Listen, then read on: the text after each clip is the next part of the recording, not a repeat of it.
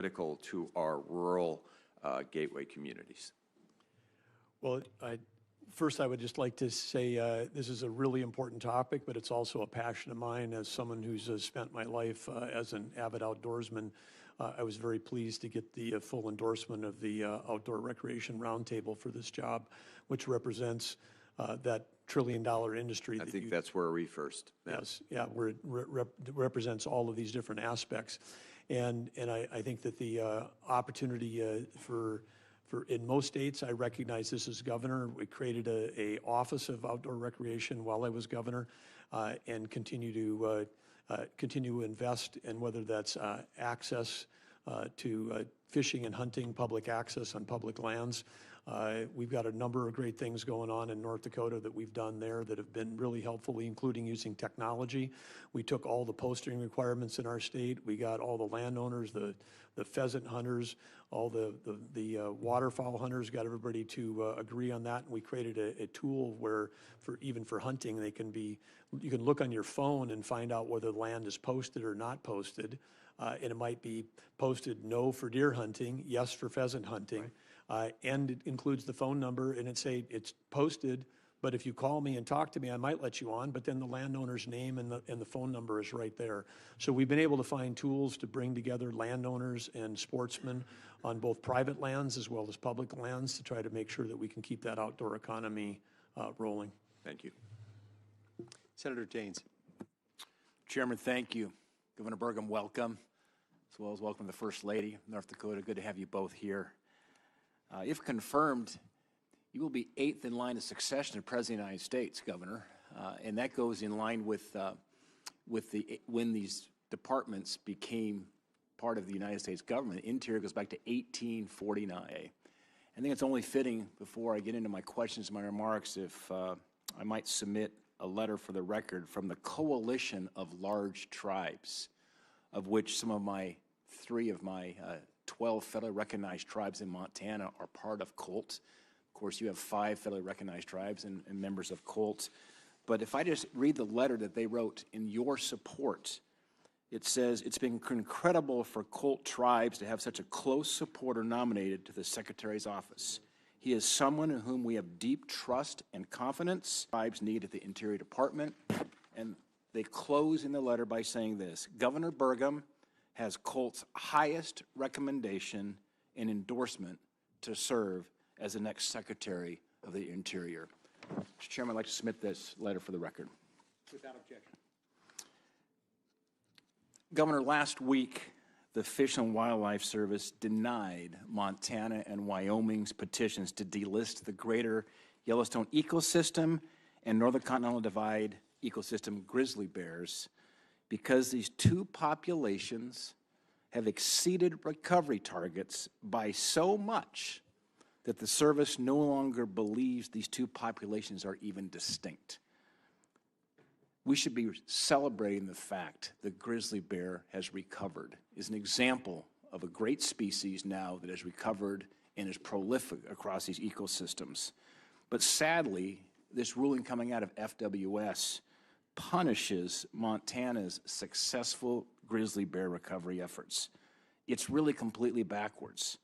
We should be celebrating the recovery, but instead, we are now having to sacrifice to adjust living with the bears, whether it's predation losses by livestock producers as well as human safety. Sadly, many Montanans have been killed, badly mauled by grizzly bears. So the people back home take this very, very seriously. It's literally gotten to the point up along the Rocky Mountain front, west of Great Falls, where our playgrounds at one of our schools, they have high fence there to protect the children from grizzly bears when they go out for recess. The service keeps moving these goalposts for delisting and returning these bears to state management where it absolutely belongs, like we've done with the wolves. The service set recovery numbers at 500 and 800 respectively for the greater Yellowstone ecosystem and the Northern Continental Divide ecosystem. The most recent estimate is now, best science, 2,100 bears in these two ecosystems. Governor Burgum, would you acknowledge that the data shows the recovery of these two populations and commit to working with me to delist them? Well, Senator Daines, I'm aware of the data, and this is a super important issue. I know it to Montanans. It's important to people also in Wyoming and Idaho. I'm with you. We should be celebrating when species come off the endangered species list, as opposed to fighting every way we can to try to keep them on that list, because, as you say, the complications. And the other thing you mentioned in your remarks is also the state. Having been a governor, I understand how dedicated the state fish and wildlife representatives are from Montana, from Wyoming, from North Dakota, South Dakota. I mean, all of the folks, as the chair of Western Governors, I came to understand they're managed as they are all the other species in the state by the locals who've got the closest data. So yes, I pledge to work with you on this issue. Thank you, Governor. The Biden administration has been slow walking 3 critical permits for coal mines in Montana. The Bull Mountain mine south of Roundup, the Rosebud mine that supplies coal for Colstrip, and the Spring Creek mine in southeast Montana are all desperate need right now to finalize permits. The Bull Mountains mine has already had to lay off hardworking Montanans because the Biden's Office of Surface Mining has refused to finish the needed reviews. My question is, when confirmed, will you prioritize completing these permits so Montana families don't lose their jobs? Senator Daines, this is part of a larger crisis our nation is facing around electricity. We have a shortage of electricity, and especially we have a shortage of baseload. We know that we have the technology to deliver clean coal. We're doing that in North Dakota. Senator Hoeven and others began these efforts over 2 decades ago, but we have an opportunity to decarbonize, produce clean coal, and with that produce reliable baseload for this country. And so again, we are absolutely would want to work with you on this issue, because this is something that's critical to our national security. Without baseload, we're going to lose the AI arms race to China. And if we lose the AI arms race to China, then that's got direct impacts on our national security in the future of this country. Mr. Chairman, I'm a little bit, one just final statement to read. Of Maine, we co-chair the National Parks Subcommittee. We're proud of the fact that no matter which way the gavel goes, it goes back and forth over time in the U.S. Senate. Angus King and I are always co-chairs as we work together on behalf of our national parks. I'm working with him to reauthorize the National Parks and Public Land Legacy Restoration Fund. This is critical to address the deferred maintenance challenge we face with our great public lands. President Trump signed the greatest conservation win in 50 years when he signed the Great America Outdoors Act, and I thank Vice Chairman Heinrich for helping so much and getting that across the finish line. He signed that in 2020. I hope I can count on your support for reauthorizing this program. You can, absolutely. We have the Great American Outdoors Act by President Trump was a great step forward, but I know from my own personal experience, Governor of North Dakota, and working with the Theodore Roosevelt National Park, that the amount of deferred maintenance that we have is probably even greater today across the park system than it was when that bill was passed. And so we have to continue to invest in our national parks. Great. Thank you, Governor. Senator Hirono. Thank you, Mr. Chairman. Welcome. As part of my responsibilities to ensure the fitness of nominees before any of the committees on which I sit, I asked the following 2 initial questions. First is, since you became a legal adult, have you ever made unwanted requests for sexual favors or committed any verbal or physical harassment or assault of a sexual nature? No, Senator, I have not.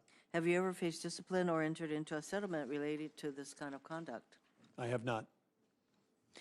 We received your testimony late yesterday, and you noted that, and quote, President Trump's energy dominance vision will end wars abroad, end quote.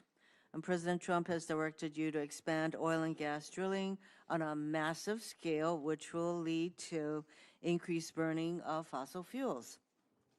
Now, the scientific consensus is that burning fossil fuels is a primary human cause of climate change. In 2017, then Secretary of Defense James Mattis, appointed by then President Trump, told the Senate Armed Services Committee that, quote, climate change is impacting stability in areas of the world where our troops are operating, end quote. In 2014, Secretary of Defense Chuck Hagel said, that climate change is a critical national security threat and a threat multiplier. Now, these are two secretaries of defense. They know something about war. Were you aware that they testified before the Senate Armed Services Committee on a number of times that burning more fossil fuel is actually going to not result in the end of wars, but could very well exacerbate and cause wars? Were you aware of this testimony? Senator, no, I'm not aware of that specific testimony, but I do know that, that within fossil fuels, the concern has been about emissions, and within emissions, we have the technology to do things like carbon capture to eliminate harmful emissions. Well, the fact of the matter is that you have military leaders who acknowledge that climate change is a major issue. And for you to take the position that, that you're going to engage in active actions that will result in the burning of more fossil fuel, it's troubling. As Secretary of the Interior, it is your duty to see that the department carries out its mission to protect and manage our nation's natural resources and cultural heritage. If you are ordered by the President to act in a manner that is counter to the department's mission, Constitution, such as drilling in Bear Ears National Monument, will you do as the President asks? Because he wants to drill in that monument. Well, Senator, of course, as part of my sworn duty, I'll follow the law and follow the Constitution, and so you can count on that. And I have not heard of any Well, other than advancing energy production for the benefit of the American people. We all know that the President wants to drill, baby, drill. And in your testimony, you say that he has a energy dominance vision. So I would ask you that should you be confirmed that you will have these kinds of matters that you'll have to decide, are you going to drill in a monument? Are you going to protect our natural resources? Or are you going to drill, baby, drill? So I raise that as a concern with you going forward. Compacts of Free Association. Last year, Congress renewed our Compacts of Free Association, and that comes within the purview of Interior. It involves Palau, Micronesia, and the Marshall Islands. I would like to get your commitment to implement the new Compacts of Free Association in accordance with the bipartisan law that was enacted last year. Well, Senator, these Pacific Islands, in addition to the three that you mentioned that are part of the compact, but also the others that are under the insular areas of Interior, are all critically important to national security for the United States of America. All of them have important military implications. All of these are places where U.S. sailors fought and died during World War II.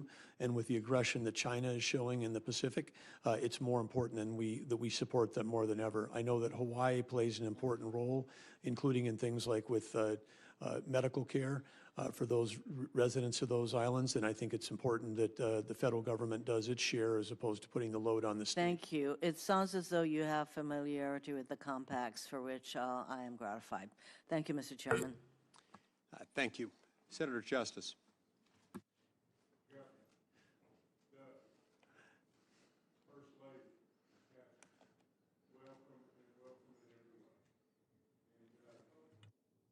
I've got my questions are going to be short and sweet, but I can tell you just this, that I think we share in the fact that energy is the key. Energy, oh gosh, I don't have my mic on. Okay. Well, okay. Good enough. I'm talking loud enough anyway. But nevertheless, energy is such a key that opens every door. In my opinion, every single door. And the world is starving for us, America, to lead the way. And I believe we share that thought. I believe we share the thought that electricity, if we don't watch out, will become a crisis like we can't imagine. and we absolutely need to be prepared and move forward in that. But we've got a problem along the way. Permitting has gotten totally outrageous. And absolutely, we all want it to be fair and proper and not endanger our environment. We all share in that. But to approach this, how we're going to approach this, the issues with fish and wildlife, and on and on and on. Please tell us. Well, I should say, Governor, now Senator, so great that you're here in the Senate, and what a fantastic job you did as governor, and it was a pleasure serving alongside of you as another. In the first place is actually related to electricity. Electricity is at the brink. Our grid is at a point where it could go completely unstable. We could be, of course, as we talked about in the AI arms race, we need electricity for manufacturing, and AI is manufacturing intelligence. And if we don't manufacture more intelligence than our adversaries, it affects every job, every company, and every industry. You understand this, and we've got to get to work. The permitting right now, in some of the queues in FERC for electricity, it's 7 years or longer, and it's a completely that queue in FERC is 95%. Intermittent sources and only 5% baseload. We need baseload to be able to allow the renewables to be part of the system. We've got to have the balance between those two, or the grid, which is like a giant machine, just doesn't work. And so we've got to get to work. And permitting reform and speeding permitting. Right now, we've stacked the deck where we are creating roadblocks for people that want to do baseload, and we've got massive tax incentives for people that want to do intermittent and unreliable when the balance is out of whack, and we've got to bring it back in line.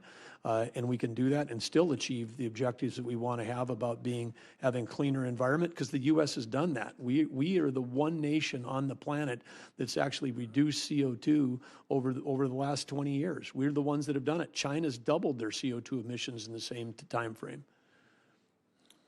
Well, thank you, sir, and thank you for your kind comments as well. Now, if I could just ask one more question and just shift just a little bit. We all know the outdoors touches our soul, and I'm an outdoorsman like crazy. I have enjoyed hunting and fishing all across this nation, but especially in my home state of West Virginia. And I welcome you to come to West Virginia to experience that just what I'm speaking of. But I would just say just this. We have an attack on our sport of hunting and fishing. You know, hunters absolutely do all the wildlife, to all the different things that happen within the sport of hunting. And I know you share, my love just as much as I know my love. With all that being said, what will you do to ensure that we will perpetuate this unbelievable tradition to our youth and all those to come? What will you do, sir? Well, Senator, in North Dakota, we've taken steps, as I know other states have done, to create youth hunting seasons, youth hunter education, make it more available, create more opportunities, as we have also done for disabled and wounded veterans. But when we have public lands and we've got public access, the greatest conservationists in our country, and some are probably listening today, but whether it's the Rocky Mountain Elk Foundation, Mule Deer, Pheasants Forever, Ducks Unlimited, you name any of these organizations, they're the ones that raise the money that actually pour dollars into conservation in this country. Hunters, the Safari Club, all of these different groups, and of course, President Roosevelt, Theodore Roosevelt, one of the founders of Boone and Crockett. I mean, he was a hunter who also set the ethic for conservation for our country. And so these two things go hand in hand. You cannot separate hunting from the love of outdoors, respect for wildlife, and dollars that flow back into habitat and making sure that we've got a bar. In North Dakota, you can get a $20 tag and go on a hunt that's just as amazing as if you were, going to Africa. I mean, it is a miracle that we have in this country, one of the few countries that has that, something we have to fight and protect to preserve. Thank you, sir. And I've only got just one other comment. President Trump is bringing to us amazing nominees. But in my book, this man, just think just for 1 second. He's super smart. His track record's unbelievable. He has experience off the chart. If anybody is the pick of the litter, it's got to be this man. He's done an amazing job, but he's got courage like you can't imagine. Just think about this.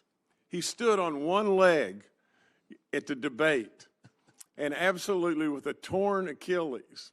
And I've been a coach forever in basketball, and I've seen kids get a torn Achilles, and absolutely it is one serious injury. How you did this, I will never know. But nevertheless, I give him kudos for courage beyond belief. Thank you so much, sir. Thank you, Senator. Maybe you'll tell us that someday. I assume it involved just biting on a leather strap until moments before you walked on the debate stand, but we can save that for another day. Senator King. Thank you, Mr. Chairman. I associate myself with the comments about sportsmen. Just several weeks ago, I accepted the chairmanship of the Congressional Sportsmen's Foundation, which I'm greatly honored to do and look forward to working with you on those issues. I have visited your wonderful state, camped there, visited Minot with Senator Kramer, and I must say Minot is the flattest place I've ever been in my life. One of the locals said the good thing about it is if your dog runs away, you can still see him after 3 days. And I also want to compliment you. A lot of people talk about an all-of-the-above energy strategy. You did it. You implemented it in North Dakota. Over 30%, 36% of your electricity comes from wind. And I hope one of the projects you might undertake when and if you are confirmed is to convince your boss that wind power isn't all bad. He is well known for his opposition to wind power, but you know that the benefits are there. Of course, base load is also important. Storage is important to balance the grid. I understand that. But coming from a state where 36% of your electricity came from wind, I hope you can talk to the president about the fact that wind has its virtues and can contribute significantly because we are, as you note, facing a huge energy challenge over the next 15 to 20 years to support the knowledge economy. Will you undertake that project? Senator King, certainly you've got great wind resources in Maine. We've got good wind resources in North Dakota. Not every state is lucky to have that. The resources that we do where the wind is blowing, maybe that flat ground helps us on that. Very few trees to stop the wind. But I would say the key here you mentioned is base load versus the intermittent, because we've got to have the right balance, and we maybe have tipped a little too far in one direction. So I think that's the key piece for us, the key short-term emergency. But you do see the value of wind power. A third of your state's electricity comes from that source. Yeah, and most of that we export, and so I think our neighbors are happy to have that. But I would also say that, again, it is we need an all-of-the-above strategy. It's what we've had in North Dakota. And a balanced It's a balance, but we need more. We need more, and the thing we're short of most right now is base load. Well, Maine has an asset similar to yours offshore. And the Department of the Interior executed several leases recently. I hope I can have your commitment to continue with those leases. They will produce enough energy for all the homes in Maine, New Hampshire, and Vermont. It's an enormous resource in the Gulf of Maine that can provide significant energy. As you may know, the capacity factor of offshore wind is significantly higher than terrestrial wind. So I hope that your department will continue with the projects that are already underway. Will you commit to that? I'm not familiar with every project that the Interior has underway, but I'll certainly be taking a look at all of those, and if they make sense and they're already in law, then they'll continue. I think the key is, and I think President Trump's been very clear in his statements that he's concerned about the significant amount of tax incentives that have gone towards some forms of energy that have helped exacerbate this imbalance that we're seeing right now today. You talked briefly to your some of the other questions about permitting reform, and I was involved in the discussions with Senator Barrasso, Senator Manchin, and others about the permitting bill that unfortunately we couldn't get across the goal line at the end of the last Congress. I presume that permitting reform not only is for generation projects, but transmission. Do you appreciate the difficulty of permitting transmission assets, particularly in the West? Well, yes, and I think that this is one of the one of the challenges of our time, and it's one of the challenges that we need to undertake, because whether it's a transmission line, a pipeline, whatever it happens to be, trying to get built, it just takes too long in our country. And if we don't have the, it's one thing to be able to generate that electricity, but if we don't have the ability to transmit it to the places where it's needed, that's going to be a problem. Exactly. Senator Daines has already mentioned the American the Beautiful Act that he and I have introduced. It's a refresh of the Great American Outdoors Act, one of the most successful initiatives of the Trump administration. I remember working with Secretary Zinke on that project. So I'm gratified to hear your support for that proposal. Final point is we talked about, and that talks about the backlog of maintenance, did maintenance on an ongoing basis. In other words, we're being asked to fix a backlog that frankly should not have existed. And I hope that you'll work with the National Park Service and the Office of Management and Budget to be sure that a sufficient fund allocated to ongoing maintenance so we don't continue to dig the hole deeper.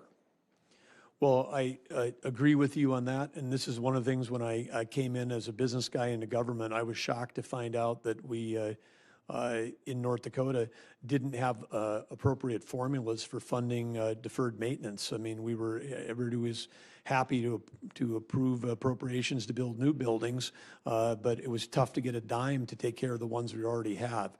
And I think that this is something we're going to take a look at procedurally within Interior. I know that we've got over 2,400 locations, I'm told, in terms of where we've got people stationed. Right. We've just got to make sure that not just the national parks, but across the whole department. But we've got to get the formulas right, because we're creating liabilities for future generations if we're not taking care of that deferred maintenance. I can tell you that the formula right now is not right, so I encourage you to take that step. Thank you very much, Governor, for joining us, and we'll look forward to hearing from you. Thank you. Thank you, Senator. Thank you, Mr. Chairman. Senator McCormick.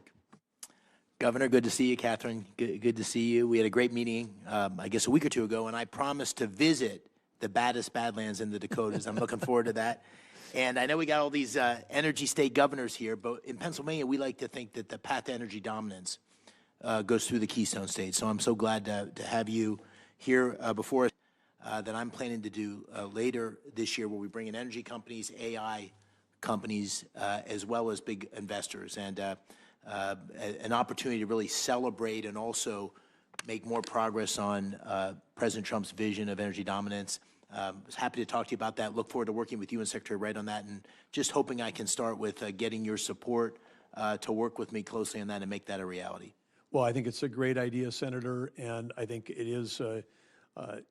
is absolutely true. The Keystone State is the key, and there's such a resource there. I mean, wow, so few Americans understand that Pennsylvania is now producing 20% of our nation's natural gas. And of course, the fact that that innovators and in the private sector invested, the whole shale revolution that got created in this country has been a miracle. I mean, we went from being one of the largest importers of energy to one of the largest exporters.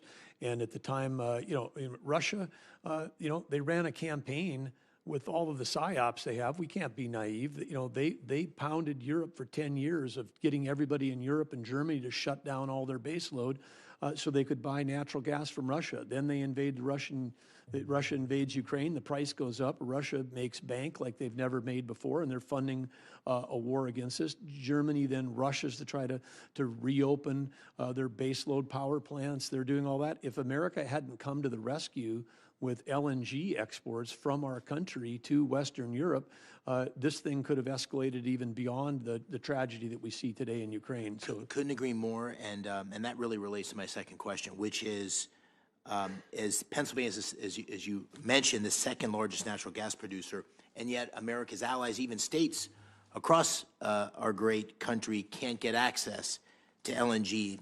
So we need to really expand LNG exports, and it'd be a huge win and create a lot of great jobs for Americans, a lot of great jobs for Pennsylvania. So as chair of the National Energy Council, how will you work with the administration to increase natural gas production and new export terminals, get new export terminals online in places like Pennsylvania as quickly as possible? Well, of course, I learned in the private sector in public companies, you want to make forward-looking statements, and the Energy Council is yet to be created, hopefully by an EO, early in this administration. But one thing I would say that's not a forward-looking statement, it's just a fact, and talked about it with Senator King, but, we've got, 80% of the homes in Maine are still heating their homes with heating oil. It's 41% in New Hampshire. And we can't get a pipeline with clean U.S. natural gas into New England to states like, Massachusetts, New Hampshire, and Maine. And at the time of the Russian invasion, not only had Western Europe become dependent, we were offloading, hundreds of thousands of barrels of dirty Russian heating oil into New England. Boston Harbor, right? Yeah, so I mean, it's like we have a national security issue, and we've got to be able to get clean U.S. energy to every state. We need the transportation networks, whether it's pipelines or transmission lines, to do that. We can't be at a time of risk, of global risk like we are now in global national security, to not be, to be in a position where we're exposed to supply chains that depend on our adversaries. So, heating oil from Russia or uranium from Russia, we can't be dependent on them. We've got the resources here, we need to develop them. Like many energy-producing states, Pennsylvania has thousands of orphaned wells that need to be plugged. Many states have programs to plug these wells that have worked pretty well over many years. I'm concerned that the federal funding that's available for that's being held up for a number of these projects because of red tape. And so, as Secretary, will you streamline these requirements so states like mine can quickly access the much-needed funding to plug these wells? Well, this is I don't want to say a passion project because I'm passionate about a lot of things, but the federal legislation which was put in place during after the pandemic was modeled after something we created in North Dakota, and I want to thank Senator Hoeven, Senator Kramer for their work on doing that. Pennsylvania, of course, you guys have been producing and drilling oil wells since the 1880s. North Dakota's first one wasn't until 1951, so ours were all easier to track of. We've got ours down now in North Dakota to under 200. There are other states that have tens of thousands of abandoned orphan wells, and this is something from an environmental standpoint we've got to take care of. The technology's there, we can clean it up, and there's ways to do that, and it can be great for the local economy, great for reclamation. There's a way to do it. So I've got a lot of knowledge in this area, and you can count on my support to make sure that we've got a Look forward to working with you on take that. care of this. I mean, part of it, the U.S. can be energy dominant, but we have to maintain the path which we're on. We do it cleaner, safer, and smarter than anybody else in the world, and we have to maintain that. Thank you. Senator Cortez Masto. Thank you. Governor, good to see you again. Thank you for meeting with me. Welcome to your wife, Catherine. It's a good name. Thank you very much.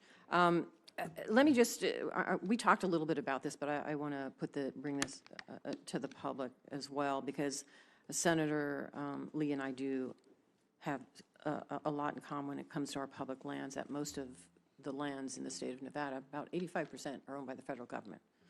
And he's right. We have to manage not only our housing issues, but economic development, unlike some of the states, your state, where you own them with our federal partners. And Nevada has a successful track record when it comes to bringing different parties together to create that balance of releasing public land for that needed development, conserving lands, addressing various land management needs. And an example of that collaboration is my Southern Nevada lands bill. And so I am hopeful that based on your comments already to my colleagues that you believe in a balanced land use, that key to that is local consultation and state consultation. I agree. So I am hoping that you will be willing to work on development and work with me on my Southern Nevada lands bill and other lands bills in the state of Nevada. Would you commit to doing that? Yeah, absolutely, Senator. I know that you, other than Alaska, you guys are on the top of the list in terms of having the most amount of, federal land. You got some of the same challenges around affordable housing that Senator Lee is seeing in Utah, and with the great success of population growth in Southern Nevada. And I think, again, there's some creative ideas about land. Would look forward to working with you. Thank you. I appreciate that.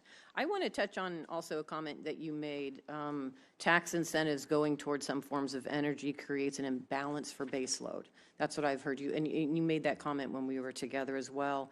Let me ask you this, because in Nevada, it is important for us to absolutely have an opportunity to support public-private partnerships in clean energy. And I would imagine you support public-private partnerships.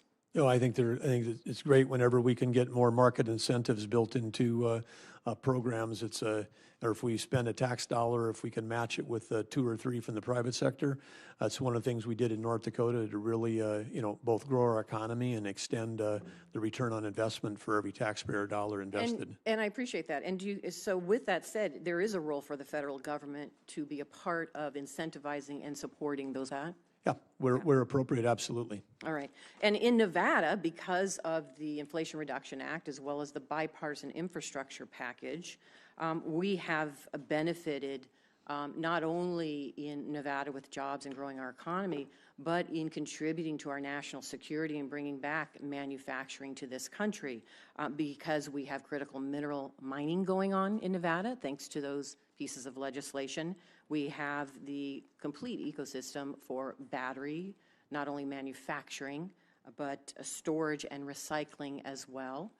And our energy now is both gas as well as solar. Solar is really one of the #1 areas that we have in the state for our energy needs, and that's why battery storage is important. So let me ask you this, and maybe I'm wrong about this, but isn't the combination of renewables plus battery storage baseload? Yep, that's certainly the future. And again, as I said before, all the above. We need all forms of electricity. We're short of electricity in this country. We just have to make sure that we have the balance. Because if we don't have the base load, the intermittent, I'll call it unreliable, because the sun doesn't always shine, the wind doesn't always blow until we get storage, and storage is still a few years out to where we're going to be able to operate at grid scale to be able to make that work. Until we get to that time, we really have to have 2 systems. We have to I agree, but if we don't have the incentives to continue that kind of research and making sure that's happening, because it's happening in Nevada right now, storage. Yes. I've been to the facilities, we see it. If we don't have those incentives, then we're never going to get there. And so my concern is, and what I'm hearing is, under this administration, a shift from those incentives for renewables back to fossil fuels. And that is not going to do any of us really in this country a benefit to, at the end of the day, leaning into clean energy, being dominant in that space of clean energy, protecting our national security when it comes to that clean energy as well. So I do think there is a balanced approach here, but not one at the expense of another. And I'm hopeful, based on your experience as a governor, what I just heard and I know about your state, because you found that balanced approach for energy, and every state's going to be different based on their geography, that you're going to work with states as well and not take away an opportunity where they can have that balanced approach for energy when it somehow is not a benefit what they're trying to do to a state like the state of Nevada. I'm a Republican governor, and I are in lockstep when it comes to moving forward in this space. Well, there are certainly big opportunities in Nevada, whether it's solar, geothermal. There's a lot of opportunities, critical minerals, lots of things to work on. But I would say that the benefit to every American is if we have base load that's reliable, that works, that's part of how we have affordability. I mean, every American today is paying more for their electricity than they were before. So the current policy is hurting every American. It hasn't happened yet, but it's coming soon. More and every governor is going to be hearing from every consumer. And so this is something we have to work on together as a priority to make sure that we restore balance to the grid, and that means that when it tells us we're a little bit out of balance, and we've just got to bring it back and then keep moving forward. But great opportunities to work with you in Nevada. You've got some special opportunities and resources, and I'd say critical minerals, which you mentioned. I'm glad you brought them up. But we in the IRA, we passed all kinds of incentives for electric vehicles at a time when China is controlling 85% of the critical minerals in the world. So, I mean, incenting something which increases our dependence on a major adversary, because we're in a Cold War with China, and we're in a cyber war every day with them. I mean, right now, we're in a cyber war with them, North Korea, Russia, Iran. Every day we're being attacked by these folks. So you don't support the credits for electric vehicles, and that would be something that you would support the administration repealing? Well, I support economics and markets, and if you add up the EV totals, it's over $900 per ton of CO2 avoided. And in North Dakota, we can give you a liquid fuel with zero carbon in it for $60. And so we're doing that today with carbon sequestration for biofuels. So And how, so and it's and like I know my time is up, and I look forward to talking to you about this, but thank you. I appreciate it. Change demonstrates the kind of really high-level discussion that Governor Burgum brings to these issues. I mean, he really will work through these issues and applies a real analytical approach to problem solving. I think that's really important for both sides of the aisle. I think that's something that people are going to very much appreciate about him. Federal law requires that that on public lands there be multiple use. Recently, very clearly, in my opinion, do you support multiple use on federal lands? And I think you, I know you do, but I want you to express it for the record, and then I want you to tell us why it's so important that we have multiple use on public lands, not just in our state, but across this country. Well, thank you, Senator Hoeven. The answer is obviously yes, but this is the public lands, and particularly when we talk about aspects of BLM, this is essential to local economies, and whether that's grazing rights that were part of this, whether it's recreation opportunities and access, whether it's timber, or whether it's oil and gas and mineral production that supports local economies and supports our country. This land was put away for the benefit, the use, and the enjoyment of the American people. Not every acre of federal land is a national park or a wilderness area. Some of those areas we have to absolutely protect for their precious stuff, but the rest of it, this is America's balance sheet.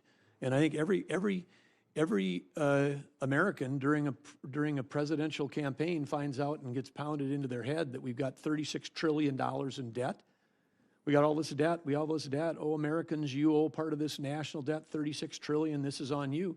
We never talk about the assets, and the assets are the land and minerals. This agency in Interior, the Department of Interior, has got close to 500 million acres of surface, 700 million acres of subsurface, and over 2 billion acres of offshore. 2 billion. That's the balance sheet of America. And if we were a company, they would look at us and say, wow, you are really restricting your balance sheet. And do you know what those assets are worth? We don't. I believe we ought to have a deep inventory of all the assets in America. We ought to understand what are our assets, 100 trillion, 200 trillion? We could be in great shape as a country. But then if you said, wow, if we have 200 trillion in assets just sitting there, but we restrict access, we don't cut a tree, we don't use them for recreation, and then we don't develop the minerals sustainably in a smart way, then we're getting super low return for the American people. It's our responsibility to get a return for the American people when $1 billion endowment for K-12 for about 125,000 kids.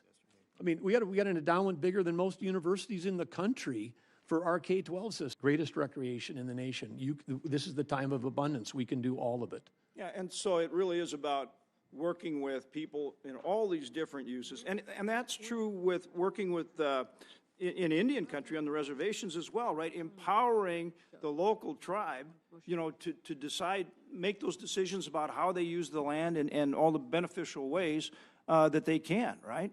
Yes, well, in our state, I mean, MHA Nation, the Mandan, Hidatsa, Rikra, the 3 affiliated tribes, one of the great energy tribes in our country. These guys are, I say, the hardest job in America. It's not being a governor or a senator. The hardest job in America is a tribal chairman, because you get a whole nother layer of federal bureaucracy on top of you. And they show up at MHA and they say, hey, you guys are doing too much flaring. And then they say, well, we wouldn't be if you'd give us a permit to actually do a gas gathering line. So the same government that tells them they can't produce, that they're flaring too much, won't give them the permit to do the thing that we can do in the rest of the state. So they get constrained. In addition to serving as Secretary of Interior, there's also the role as the leader of the National Energy Council, very important. Talk for a minute, for the time we have left, and you might even go over a little bit. The chairman's really a good guy. So talk about how you implement a game plan to achieve that goal of energy dominance that President Trump wants for this nation. Well, again, I think I don't want to get caught in making forward-looking statements, because the council will be formed by an EO, but I think that the The intention, as you can read in President Trump's public statements, are he's very simple. He wants to cut red tape. He wants to have more affordable energy for us. He wants to sell energy to our friends and allies so they don't have to buy it from our adversaries. That's how we reduce tensions in the world. And then we've got to make sure that we're doing it in a smart way, because he talks all the time about clean air, clean water. So he's basically talking about the approach that we're talking about here at this committee. This committee will be deeply involved in helping set those policies, but it's an all of above, go get it done, and stop getting in the way of ourselves. And particularly with this AI, the AI battle, people don't understand that what's coming right now with AI revolution is going to happen during President Trump's term, where when we have generalized intelligence that we can manufacture, it's going to affect our ability to compete with every other power. And China they permitted more than 2 coal plants a week in the first half of 2023. And they're already the world's largest emitter. So we're competing against someone who's going to create more electricity, produce more AI, and this could be how we lose the Cold War with them if we don't get it on. We have to do it here, and we're a country that believes in reclamation. We believe in following labor laws. China, child labor, no reclamation, no care about the environment. They're a tough competitor right now in terms of their ability to produce electricity. So we've got to get going, we've got to cut red tape, and we've got to realize that if you shut down U.S. energy production here, it doesn't help the global environment. That's a false trade-off. It doesn't help because somebody else produces it someplace else, less cleaner than we do. Thank you. Thank you. Senator Cantwell. Thank you, Mr. Chairman. Governor Burgum, congratulations on your nomination. And I hope to run through a couple of questions here, so help me out in your brevity if possible. I know the ranking member anyway, and maybe even the chairman brought up our beautiful outdoor economy, which we've heard from your senator that apparently you're a big outdoorsman yourself. But not only have you become steward of over 20% of the land in the United States, but some of the most beautiful, iconic places in America, and these are an economic juggernaut. They are in my state, if you think about Mount Rainier or Olympic National Park or the Hanford Reach or many other places. The outdoor rec economy generates $1.2 trillion in economic output every year, $1.2 trillion, and accounts for 5 million jobs, and I believe continues to grow at an incredible clip that when you think about economic development in some of our more rural communities, it doesn't take a lot to add a little bit of infrastructure, and then next thing you know, you're off to the races as to making a tourism and an economic impact to these economies. I think in North Dakota, it was your 3rd largest industry, generating $1 billion and 14,000 jobs, and you actually created an office of outdoor recreation. Good for you. Good for you. So I think you get it. But now when we talk about this oil, first I want to make sure on the public lands, will you support more input in outdoor recreation economies and gateway communities? And will you fully utilize the LWCF and support the conservation legacies bills that we've passed? Well, of course, first of all, in your comments on outdoor recreation, I agree completely on the importance of this. And it's not only good for the economy, it's also good for the health of Americans. I mean, I think one thing that we understand is that we just need more people to get off their devices, get outdoors, get engaged, understand the importance of our land, our wildlife, our soil health, all that aspects of it. And again, we are facing a mental health and addiction crisis in our country, and part of the answer is for many people is that getting that connection back to the outdoors. So support that completely, and would look forward to working with you on your other issues as well. Great. So you support the LWCF that we've passed in continuing to support those funds? Some of those acronyms I'm less familiar with, so I'd look forward to learning more about them. But okay. Well, we'll get you a question for the record because it's vitally important, we believe. We think we broke through finally. And the reason why I'm asking this is because the lead up to the next question. Okay. You're for this very aggressive oil and lease strategy, I think, or maybe you're going to take this helm over, with a group of people and say we need to do more on the oil and gas. Part of our efforts have been to show that these federal lands are very important in an outdoor economy. And so how many areas that we've already leased for oil and gas that aren't being used, why don't we start there? Why don't we just start with those, the leases that are already there? Why don't we start with that? Well, I think I would use the term that I was for aggressive. I've never stated that. I'm for following the law.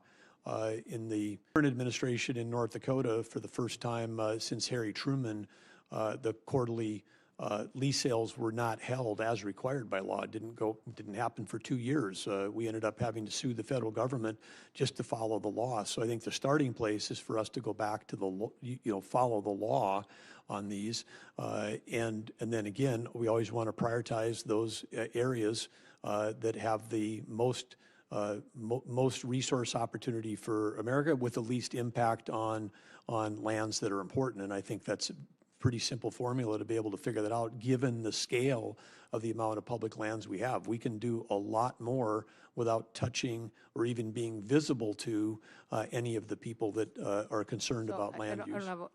So you would prioritize the existing leases?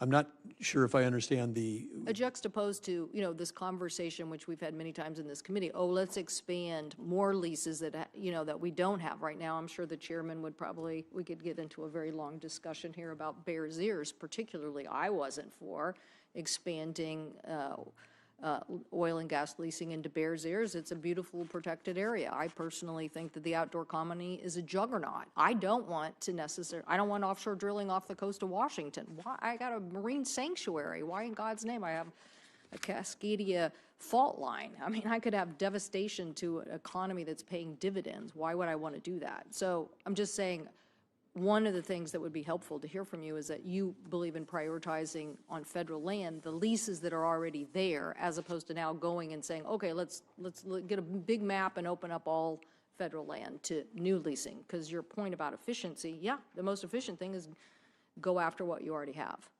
Well, I'm going to have to, before I can make an affirmative statement that I agree with you, I'd have to understand, because what I've seen in my time as governor is not that we have existing, but we're actually restricting legal access for development or timber or oil and gas or whatever on public lands today, Okay.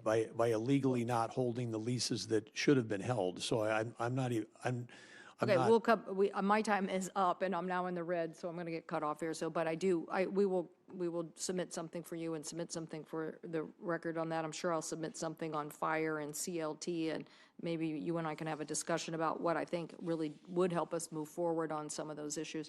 But I also, just for the record, on tribal sovereignty, you believe in tribal sovereignty, you believe in tribal consultation, which doesn't mean you just pick up the phone and have one conversation. Tribal consultation means you actually, when the federal government says, hey, so much money needs to go to tribes, that you actually figure out the plan for that to happen.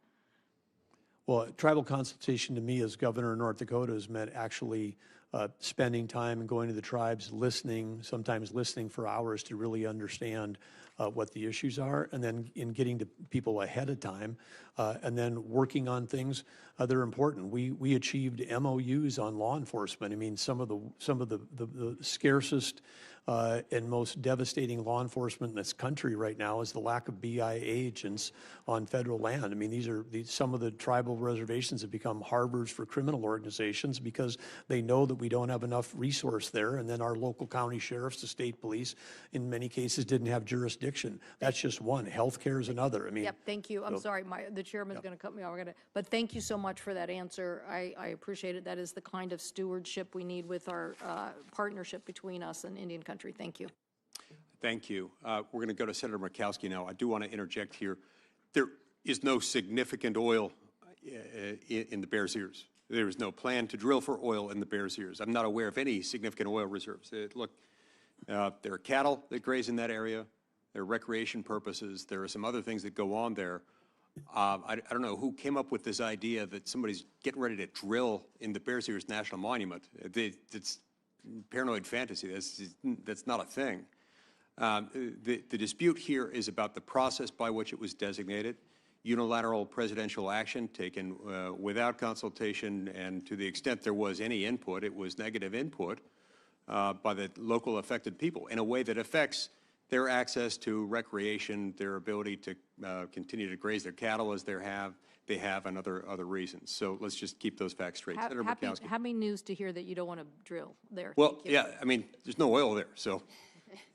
Senator Murkowski. Well, we got oil. We got oil. And Yes, Governor, you do. It's good to see you, and it's good to have these robust conversations. As you and I discussed, part of our challenge in Alaska is not lack of resource, whether it is oil or gas, coal, whether it's our renewables with everything from, yes, wind, the geothermal, even solar, yes, tidal power. We've got it all. But our big challenge, as you know, is access. And it's been noted that there's several states that the Department of Interior has probably a disproportionate impact. It doesn't do my heart any good to oftentimes refer to the Secretary of Interior as Alaska's landlord. But we pretty much have to go to Interior to ask for permission to do anything. And this is regardless of what our statehood compact says, regardless of what ANILCA, ANCSA, the lands that are the laws that have direct impact to us. So it's good to be able to have a conversation with you as the nominee for the Department of Interior, and knowing that you have the scope of knowledge and experience that you bring to these issues. I love the fact that you're talking about America's balance sheet, including assets that we have, such as lands and minerals.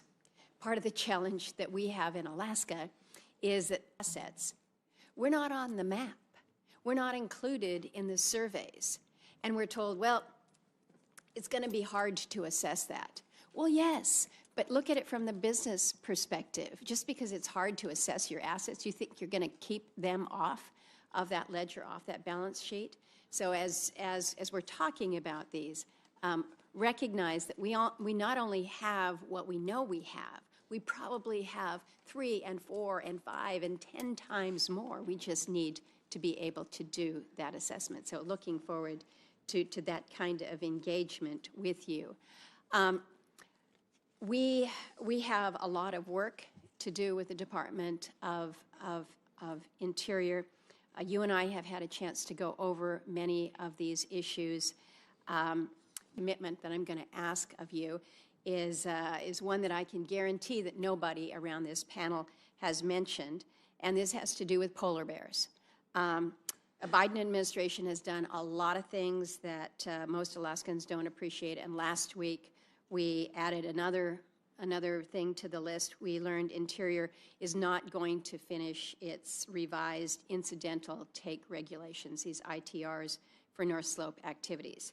And it's going to leave this very routine renewal of current letters of authorization as unfinished business. Well, when you leave those authorizations as unfinished business, it means that the business of what is going on in the North Slope is put on pause, put on hold. So I need your commitment that you'll work with Alaskans, particularly the Inupiat people up there, the North Slope Borough up there, on basically all things polar bear.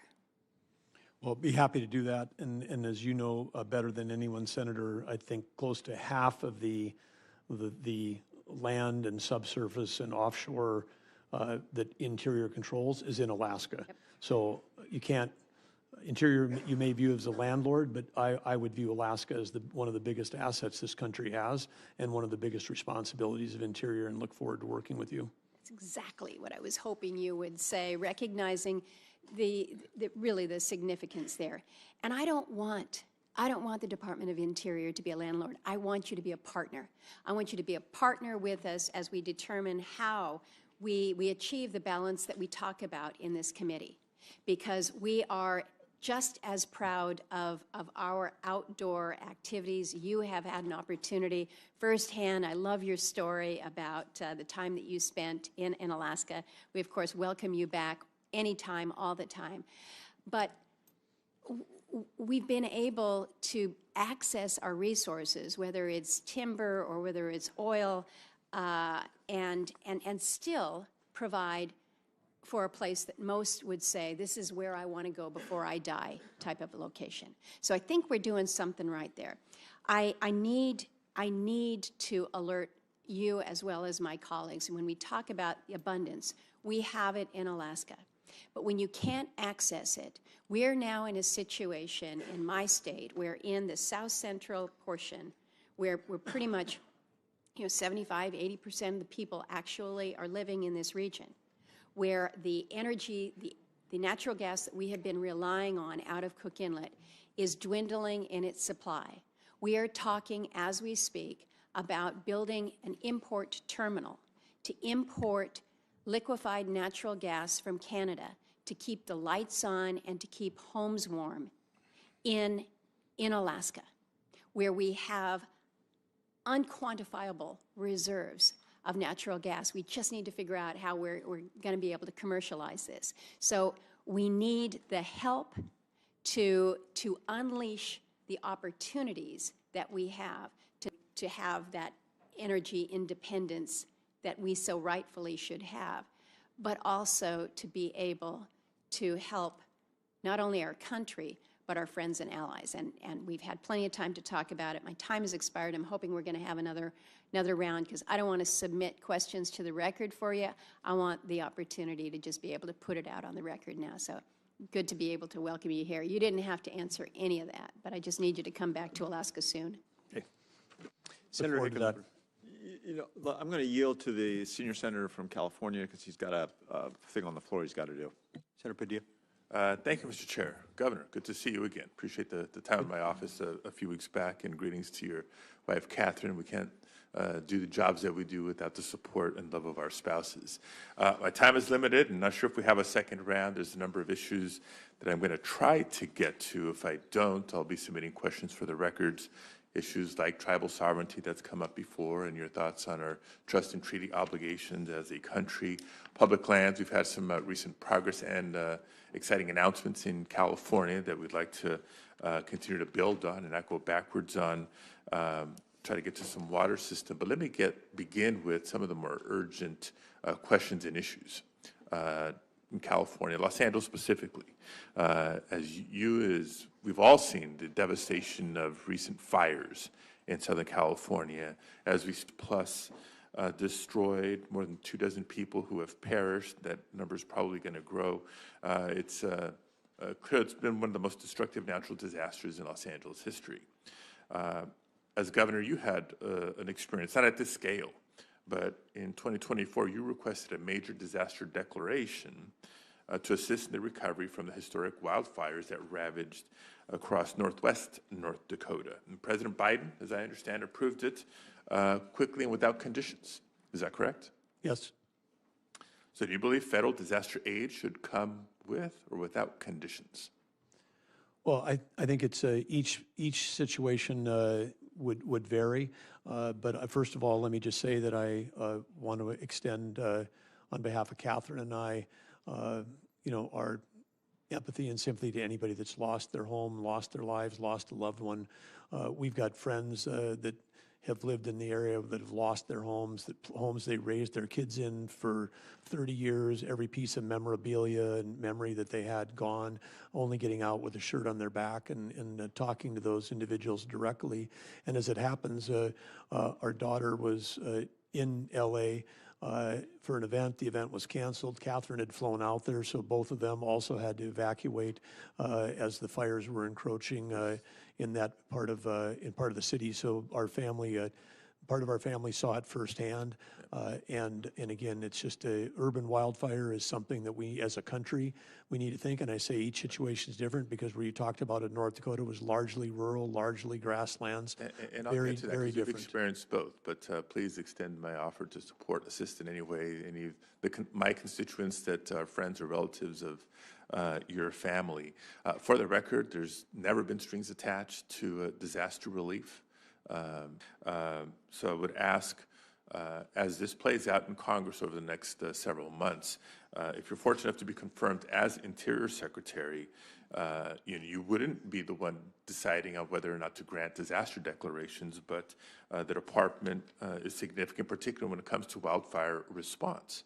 Would you commit to responding to every disaster with as much support and resources possible, regardless of which state or jurisdiction the disaster is in?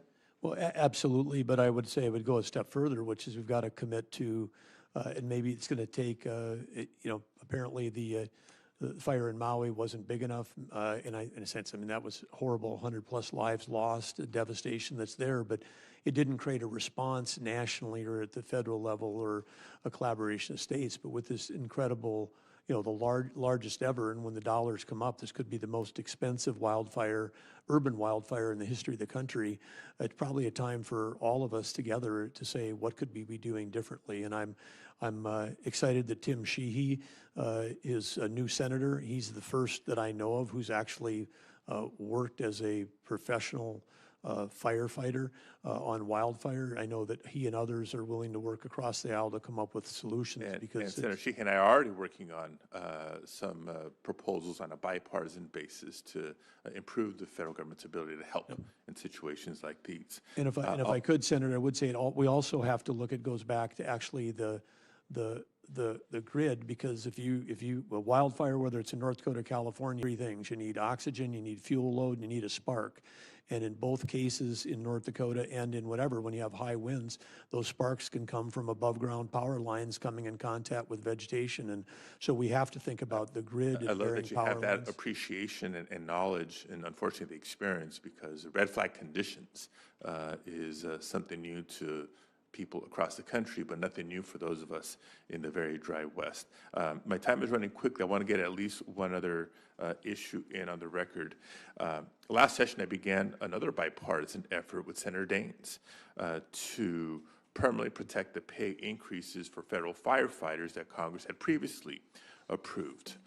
Side note, there's currently about 1,000 brave federal firefighters that are part of the tremendous response. It's not just locals, it's not just state firefighters, but through mutual aid, a number of jurisdictions there, including federal firefighters. If confirmed, are you committed to supporting wildland firefighters? Because the recruitment and retention challenges a number of reasons, but compensation has certainly been one of them. Well, it's a dangerous and very hard job, but it's an essential job. And I know, again, from my own recent experience, this was just October, first week of October, we lost 2 lives in North Dakota as part of these raging wildfires that were tearing across the prairie.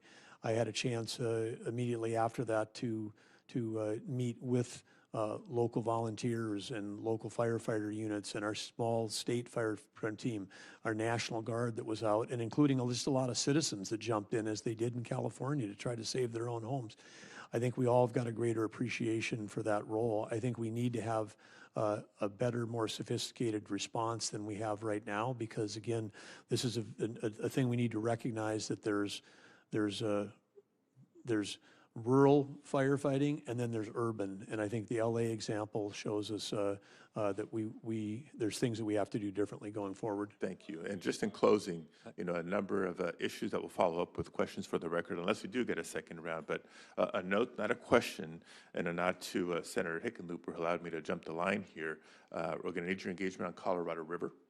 Some important negotiations, stay consensus-driven in the years ahead, and a recognition, again, tapping your experience as governor, that we need federal and state agencies working collaboratively to tackle resource issues, especially water. In California, we have both the Central Valley Project, which is a federal system, the State Water Project, which is a state system, that are truly interconnected. And so I introduce that to you and look forward to working with you on the water management challenges that we'll have to address together going forward, particularly given the federal biological opinions that have been carefully crafted and need to be maintained. Thank you for your time. Senator Cassidy.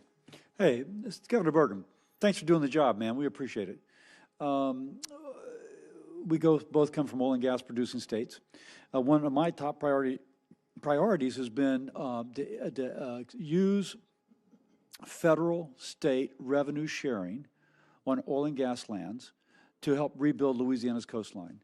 During the time of this hearing, we will have lost several football fields worth of Louisiana coastline, which of course makes us more vulnerable to a hurricane hitting our coast. And last Congress, I'm pleased to say that the RISE Act, which did that, passed by voice vote out of this committee. So I'm hoping that we do that again. Can you briefly speak to the importance of revenue sharing to North Dakota, knowing that on federal lands in North Dakota, there's revenue that comes back to help mitigate whatever negative impact that drilling may have? Well, yes, absolutely. And the federal revenue goes two ways. I mean, at least we've got it coming back, a portion of it back to the state, but then a portion of it goes back to the federal Treasury. And the federal Treasury, as we know, we've talked earlier about the debt that we have. Responsible, sustainable, smart development, whether it's onshore or offshore, is of great benefit to conservation, in your case, coastline, but it also can help pay for other things. In our state, the revenues that are coming in are helping pay for education, healthcare, roads. It touches every... If you will, it's kind of a middle class, if you will, and lower economic class benefit program, because those things are touching services directly, aside from the jobs being created, directly impacting the quality of their life. Absolutely, and then when done effectively and appropriately, it also lowers the burden of sales tax and property tax and income tax on those same hardworking individuals. It's music to my ears. I will say, when I speak to the folks that actually do these big developments, one fellow said, you know, it used to be when they had a lease sale, I could plan a fishing trip with my son at the same time because it was so regular. It was going to be on this day at this time, happened to be in New Orleans, so they had a great meal. I want to say that now there's been dilatory practices that have been instituted, not for the sake of anything other than dilatory and to increase the cost of development and to hopefully thwart that development. Can I get a commitment from you, as much as you can possibly do it, that when we have lease sales now, they will be as they are scheduled to have lease sales, and so the people making these decisions will have certainty as to them? As someone who was participating in a lawsuit suing the federal government to try to get them to hold the lease sales when they were supposed to be held by law, you can count that as head of Interior, we will be following the law when it comes to lease sale time. And I think the operative statement is you'll be following the law, and that's a good thing. Yes. Now, on that, we know that on some federal lands, from before modern environmental standards, there are abandoned oil and gas wells, and those tend to leak methane, for example. I'm very interested in working on a bipartisan basis, bicameral basis, of how we can actually have a federal program which sustainably is paying to cap these abandoned oil and gas wells. And Louisiana has about 1,500 of them. Any thoughts about that? Because I'm sure in North Dakota that you had to address this issue too. Well, in North Dakota, we took part of the revenues that were coming into the state from the oil and gas tax revenues, and we created a abandoned well reclamation fund, and that's been replenished, and then that goes back in to do that. But we've also made sure that the private sector is doing their share. Now, let me ask, because one thing I hear from the private sector is the issue of liability protection.